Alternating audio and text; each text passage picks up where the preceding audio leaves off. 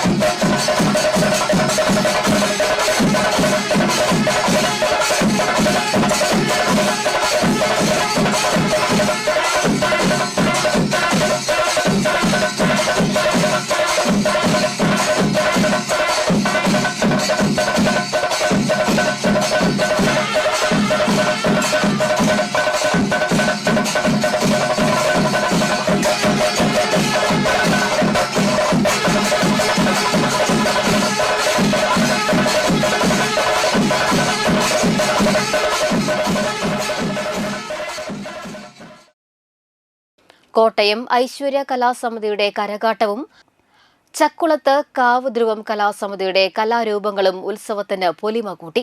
തുടർന്ന് ഭഗവാന്റെ തിരിച്ചെഴുന്നള്ളിപ്പിന് ചെമ്പടമേളം അകമ്പടിയായി. തുടർന്ന് വർണ്ണമഴയുമുണ്ടായിരുന്നു. രാവിലെ ക്ഷേത്രത്തിൽ പത്മകളത്തിൽ പൂജയോടെ ചടങ്ങുകൾ ആരംഭിച്ചു. തുടർന്ന് പ്രസാദവൂട്ട്, പത്മകളത്തിൽ നൃത്തം, വൈകിട്ട് ദീപാരാധനയ്ക്ക് ശേഷം കക്കാട് അതുൽ കെ മാരാർ, ചെറുശ്ശേരി അർജുൻ എസ് മാരാർ എന്നിവരുടെ ഡബിൾ തായമ്പക എന്നിവ നടന്നു. ഞായറാഴ്ച രാവിലെ 10 മണി മുതൽ രൂപക്കളം തൊഴൽ മഠാധിപതി ഡോക്ടർ വിഷ്ണു ഭാരതിയോ സ്വാമിയുടെ മുഖ്യ കാർമ്മികത്വത്തിൽ നടന്നു.